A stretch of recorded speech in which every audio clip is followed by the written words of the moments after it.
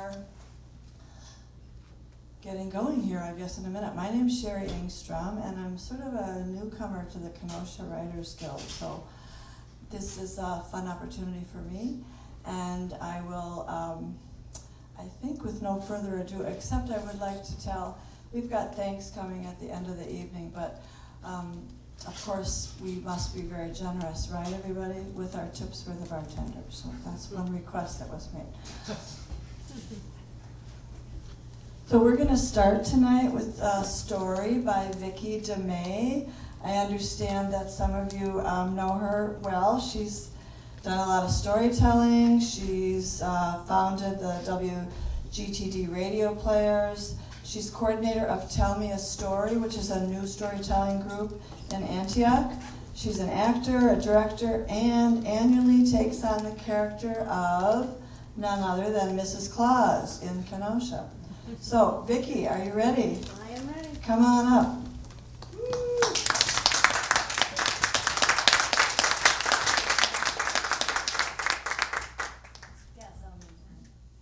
Oh, wow, what an introduction. I hope a lot of that's true. Well, the party's over. We just had the holiday season and Christmas ended. All the halls are undecked. And we saw Santa everywhere. He was on the trolley. He was at the Rotary Center. He was at the mall. He delivered gifts to our house. We all know about Santa. We know his story. Well, this is Santa's big scene. But we don't know too much about Mrs. Santa Claus. So I thought tonight I would tell her story.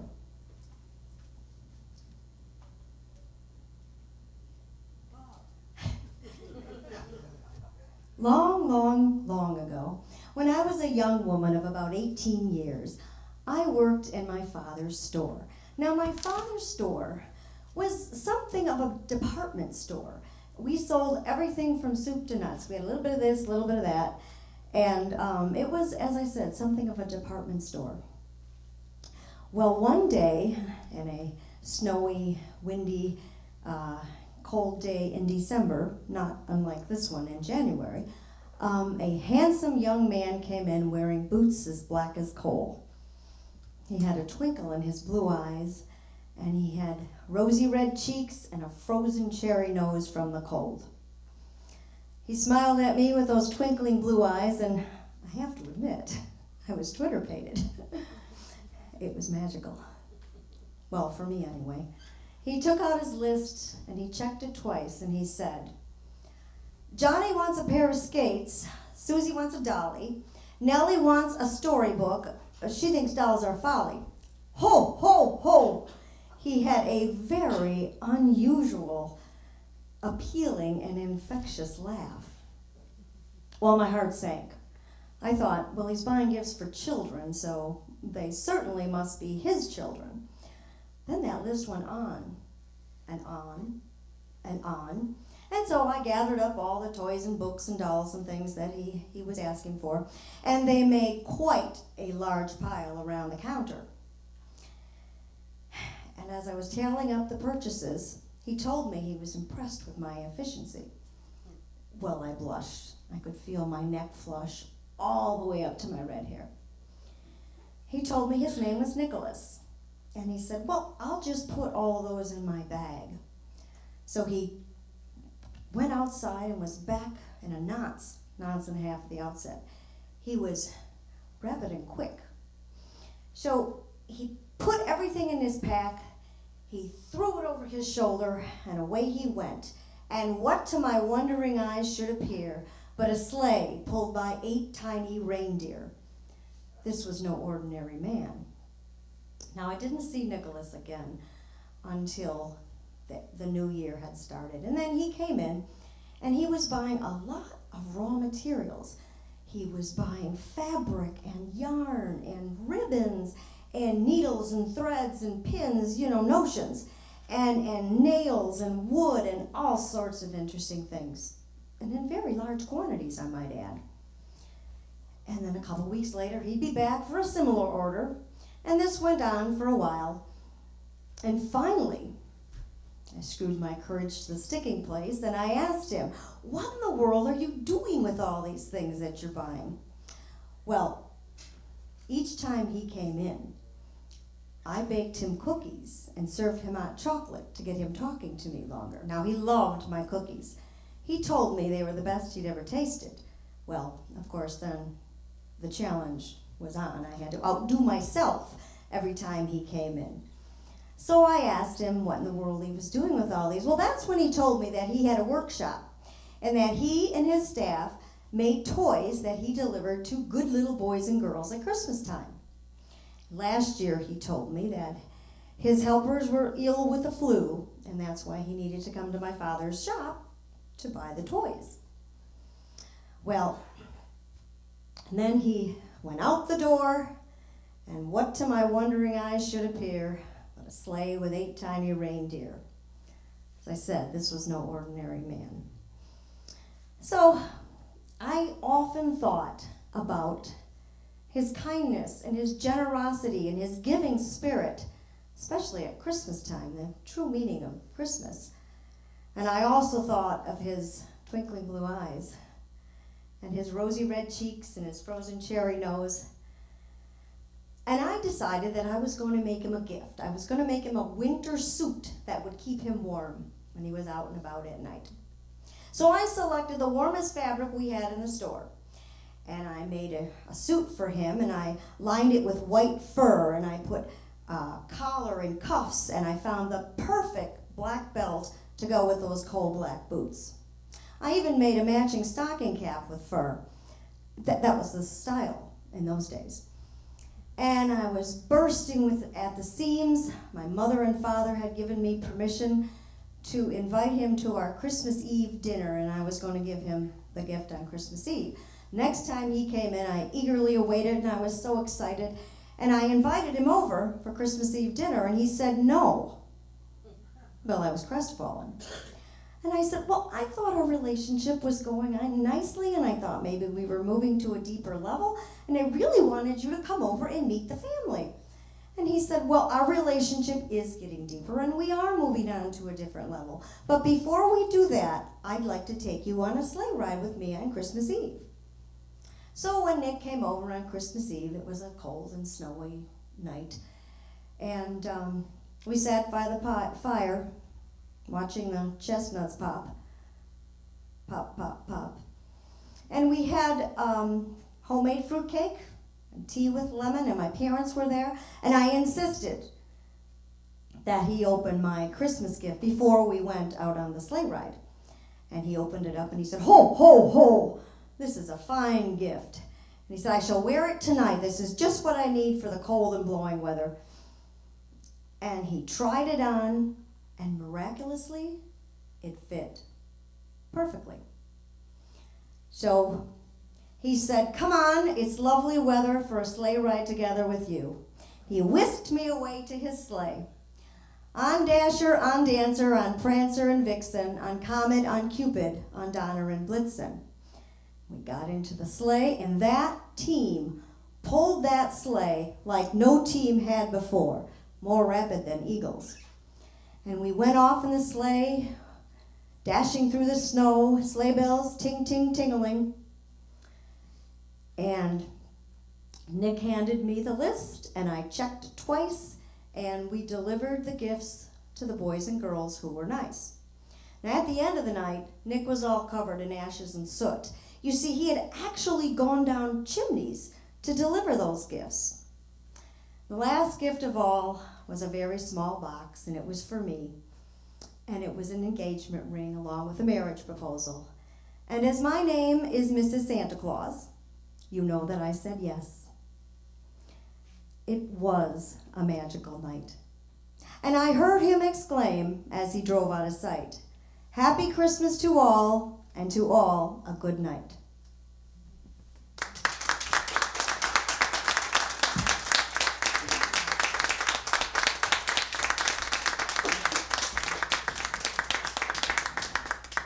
Thank you, Mrs. Claus. And Viki mentioned the title of our evening, which I failed to do in my opening remarks. This is her story, because we have 5 female storytellers. If you didn't know that, you know it now. So welcome again to her story, and thank you, Viki, for mentioning that. Okay, storyteller number 2, Rachel. Come on up, Rachel. I have very few notes on Rachel. She's very humble and modest. She says, Rachel is a librarian who comes from a long list of storytellers, and I added book lovers because I know librarians are book lovers. And as a matter of fact, I just have to mention, 3 of our 6 speakers tonight are librarians. Interesting trivial fact. Are you ready? Yes.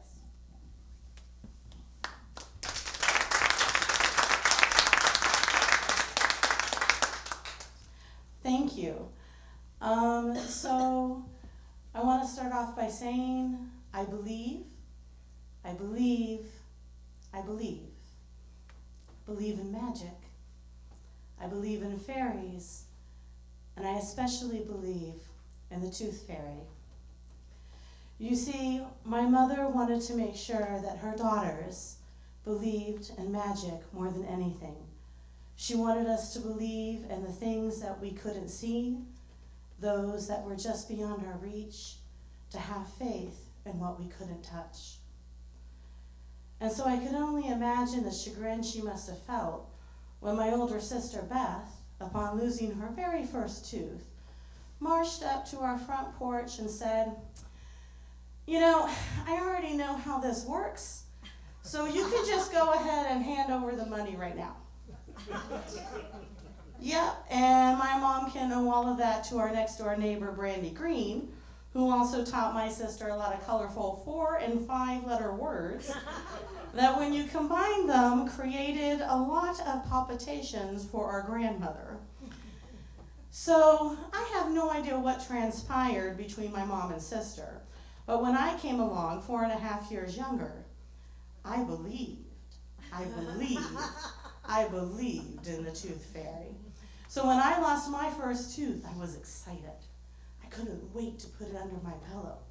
And I had the conversation with my mom, Mom, how much is a tooth worth? You know, because it was about the money. You know, we didn't have allowances in my family. You didn't get paid for doing chores because that was your job. Okay, and we were a blue-collar family. So I was like, what do I get out of this? And Mom said, well, you know, what do you think? And I said, how about $100? And Mom's like, well, that might be a little steep for a little tooth. So we negotiated it down to writing on the envelope of the tooth, $2, and I insisted on saying 4 quarters, because I like to play arcade games. So that's what I did. And I slipped that under my pillow, and I went to sleep. And the next morning I woke up, and there it was. No tooth, $2, 4 quarters. And I came out, and my mom and sister were there in our living room, and I said, I knew I should have asked for $100. I knew it. And I believed in the Tooth Fairy. And thus began a long relationship between me and the Tooth Fairy. Because between losing that first and the second tooth, I started thinking about this person, this being. Who was it that came in to my bedroom that night? What kind of magic was there? Who was she? What did she do? Did she go to school like me? Does she have 3 best friends named Pilar, Michelle W.E., Michelle W.A.? Does she like dogs like me? What was her favorite color? Mine was green. Did she like green? I wanted to know these things. So I wrote a letter, and I didn't tell anyone, but I wrote her a letter, and I said, thank you very much for the $2 and the 4 quarters. And I let her know about my life, and I asked about hers. And the next day, that's right, I got a letter from the Tooth Fairy. How many of you got letters from the Tooth Fairy? Let me see some hands. That's right. I was special. I was unique. That's right. The Tooth Fairy, she loved me. She loved me. She wrote to me. I mean, yeah, there was money, and that was okay. I mean, I wasn't going to diss the money. But I had a letter from a magical being for me. And by the way, her favorite color is yellow. Just letting you know.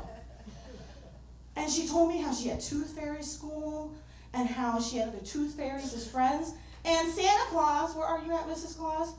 One of her personal best friends. Of course. Right? And I'm like, that makes sense, right? Other magical beings. This was exciting stuff. And so began this correspondence. Now, you get to a certain age, though, where you stop telling your friends about your tooth fairy letters, okay? Because you get some strange looks on the playground. But there was one friend I continued to tell, and that was Lynn Lee. Now, Lynn Lee I'd known since kindergarten. And around 3rd grade, Lynn Lee tells me, you know, I never get anything for my teeth. I don't think this tooth fairy exists.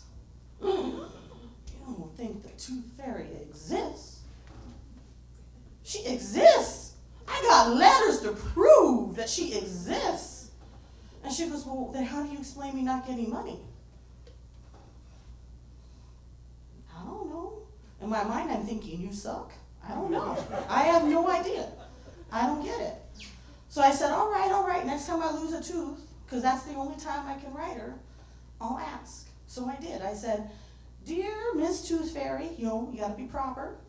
My friend Lynn Lee, who lives at 123, Euclid Street, apartment 1A, I wanted to make sure she had the directions, has never gotten money for her lost teeth. How come?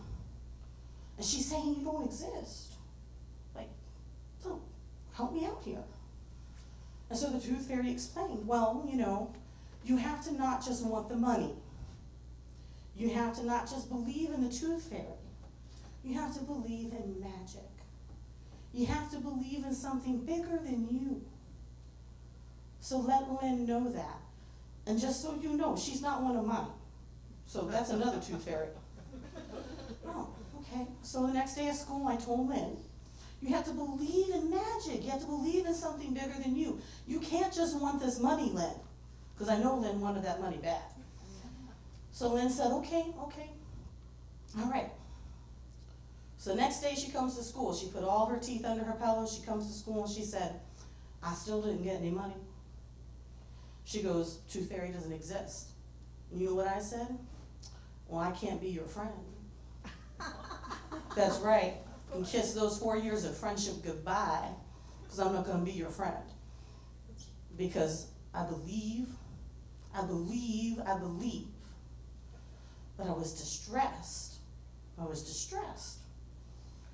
And I went home to my mother, and I told her everything. My mother looked at me very seriously. And she goes, well, we got to have a serious conversation now. And I said, okay. I think the Tooth Fairy's right. You shouldn't be friends with someone who doesn't believe in magic. And I said, okay, I'm doing the right thing. Yes, you are.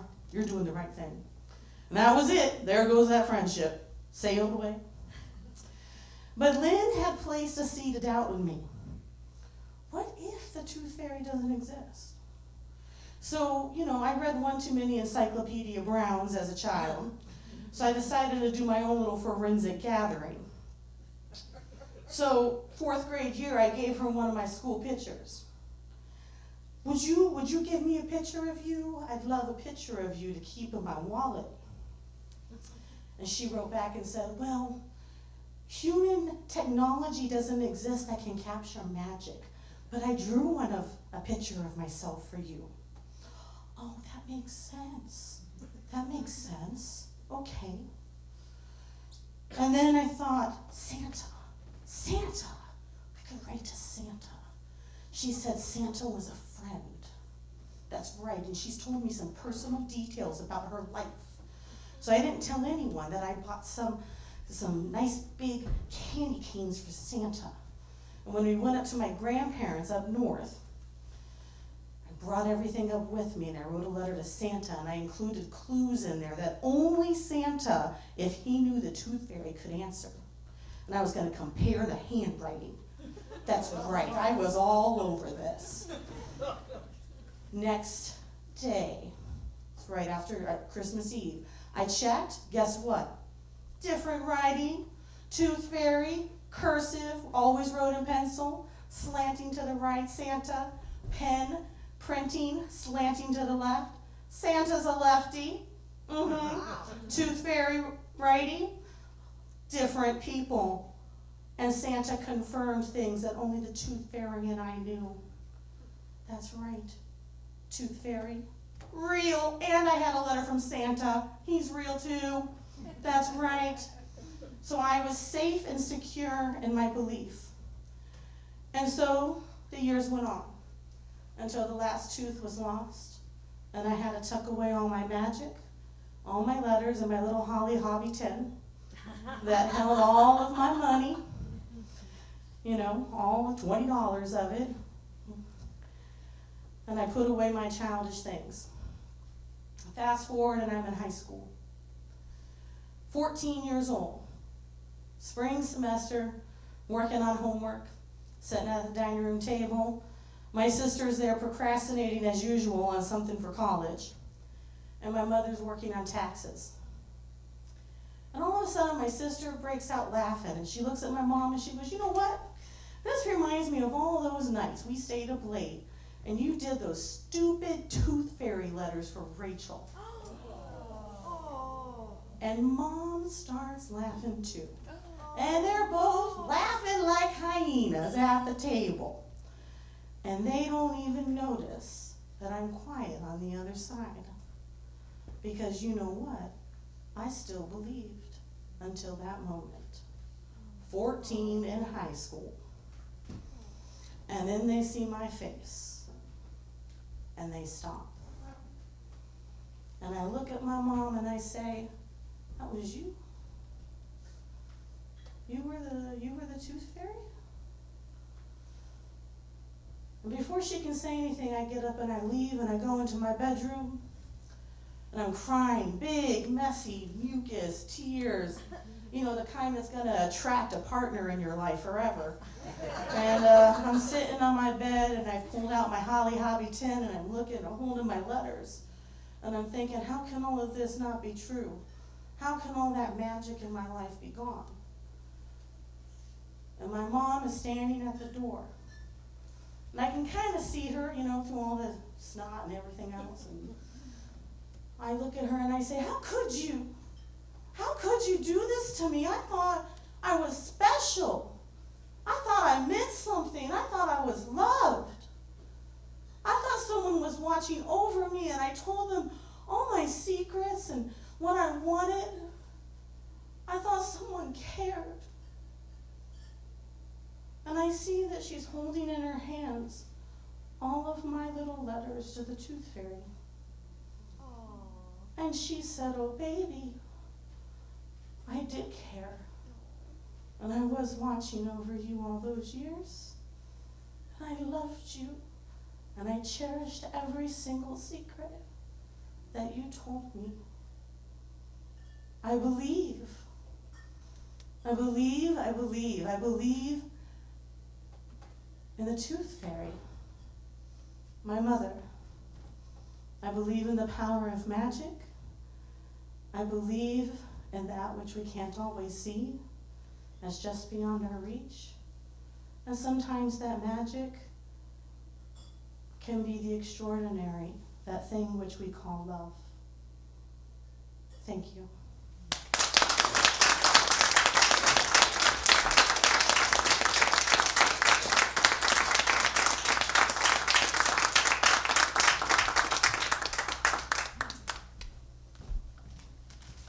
Rachel. And Rachel's got a great t-shirt on too, if you didn't read what it says. Check it out later on. I'm not going to embarrass anybody and mention anybody that's working for free back there. But I'll just say, generosity begets generosity. That's the word for the night. Okay. All right, we are on storyteller number 3.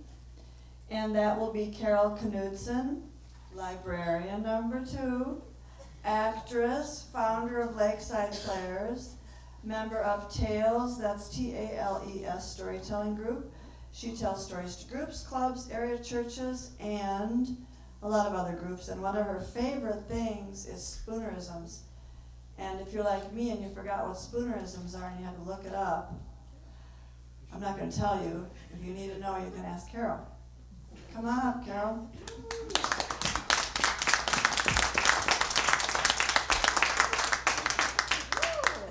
Okay, so Carol Knudson, aka Snow Queen tonight. And the story that I found that I want to share is one called The Blizzard's Robe. And I came across this because since I am a storyteller and I work at Paris Consolidated, we didn't have school today, luckily, one of those county schools that got canceled. I try to tell snow stories when it's snowy out, and this would have been a perfect day for it. But anyway, far to the north, by the great Arctic Sea, there once lived a clan of people. Now these people lived in the coldest part of the winter, and at that coldest part of the winter, there was very little light in their village because the sun, which was positioned far to the south, it never really came up far enough to greet their village in the morning.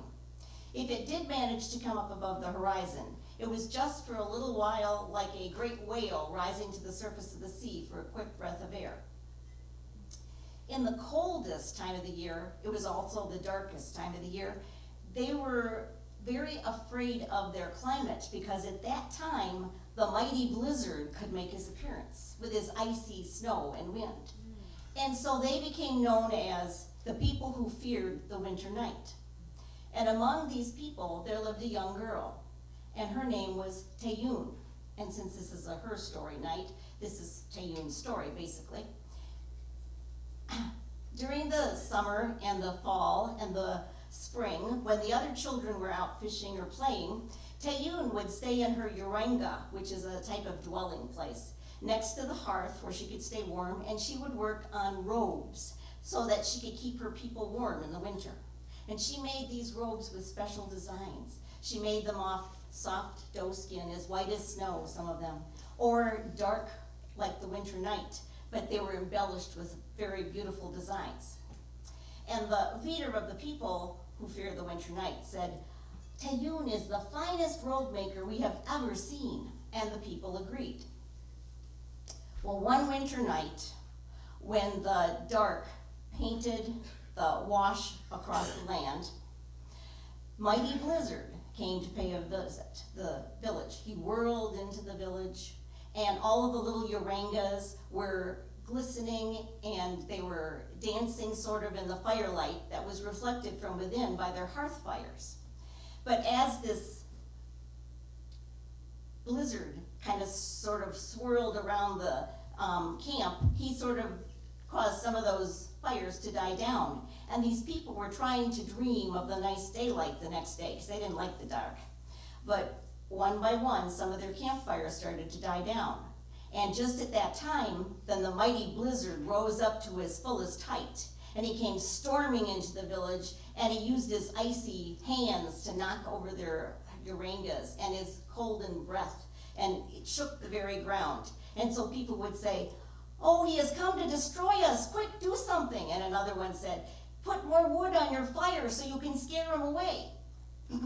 Well, Tayun, she didn't have any more wood for her fire. And she didn't know what she was going to do, but she had to find a way to keep blizzard out. So she took some of her skins that she had left, and she packed them on top of the burning embers of the fire. And all at once, some big sparks came out, and they went straight up her yuranga through the smoke hole and out into the night.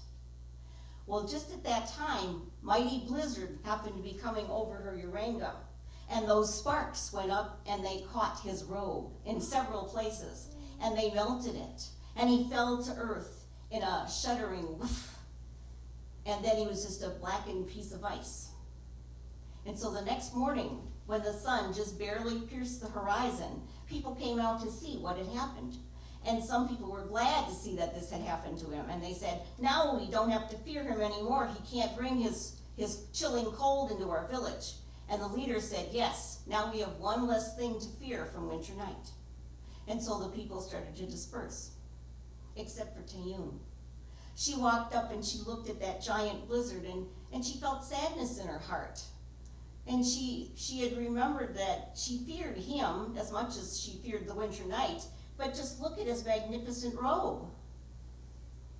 Well, she remembered that she had been almost caught outside one time when she didn't make it back into her haranga in time, when Blizzard paid a visit, and his whole massive cloak had streaked through like the Arctic waves, and it was kind of overwhelming to see. And now she felt sorry that it was lying there in a heap. She knew she should feel happy because all the other people were happy. They even felt that she was like a hero because she had saved their village, but she didn't feel much like a hero. And so that night when she went home to her little haranga, she had a dream, and in it, Blizzard came into her haranga. Only it didn't get cold, and he didn't put the fire out. But he spoke to her, and he said, "Daughter of the people who fear the winter night, imagine that you are wandering the vast Arctic plain. Imagine that you have a voice that cracks like ice and it sends fear into people. Imagine that you have a face that's cold as ice. Imagine that you are alone. Imagine that you are me." And then he started to go up toward the top of the haranga and he said, "Please, I can't help what I am. I am what I must be. But if you will do something to help me, I will promise to give your people the greatest gift." And then he disappeared. Well, the next morning when she woke up, she went outside, and there in front of her doorway were all these bolts of cloth and thread. And the cloth seemed to be made of ice. It was as cold as ice. So she picked it all up and she took it into her haranga and she set it down by her hearth. And as soon as she did that, of course, the cloth started to melt. So she had to take it all back outside again. And then she decided that she would try to help make a robe. So she had to work on it outside in the cold and the dark. And she could only stay out there for a little while at a time because her fingers would freeze stiff. But little by little, she made a special robe. She gave it some designs. She had along the collar the people of the winter night. And the sleeves, she had tundra trees. And along the base of the robe, she had stars that sparkle in the night sky. Well, she worked on this for some time, and so people would come by and they'd say, "What beautiful thing are you working on now?" And they were very curious. And one mother said, "Oh, that's such a beautiful cloth. If you have some left, perhaps you could make a robe for my son." And the little boy went up and he touched it and he said, "It's ice." She just smiled and she kept on working. Well, then one day the leader of the people came by. He was curious and he said, "What is this thing that you are working on?" And he agreed that it looked very magnificent. And he said, "Show it to me." And so she said, "Well, I have to undo it and lay it out on the snow." So she did. She kind of spread it out and some people helped her. And they had to agree it was the most beautiful designs that they had ever seen. And he said, "But who could this magnificent robe be for?" And then they turned it over, and on the back was a big picture of Blizzard shining in a sea of diamonds. And he said, "You have made a robe for Blizzard." And she said, "I had to do something. It was my fault that his first one got destroyed. He said he would give us a great gift if I would replace the robe." And he says, "What gift could Blizzard possibly give us?" And there was some roaring of the wind by now. And so he said, "Take that robe, build a fire and destroy it." But just at that minute, there was a big rush of wind, and it lifted that robe up into the air over the village, and when it came back down again, it laid right across Blizzard's form. And all at once, Blizzard, he soared up and he took off over the village into the sky. Well, that night, she went to sleep, but she looked out of her haranga smoke hole, and she thought that somehow something looked different. So she went out, and there were a bunch of other people outside too. And they were laying down, and they were kind of pointing up, and they were smiling, and they were giving thanks. Because if this was indeed a gift from Blizzard, then maybe they had less to fear from him. And as she looked, she saw waves of colored light coming through the sky, and they replaced that dark night. And then there were beautiful colors, and he was in a robe himself, night sky. And it was a brilliant color, and it was up, and they were dancing colors in the sky. And so from then on, those people were not known as people who fear the winter night. They were known as people of the northern lights.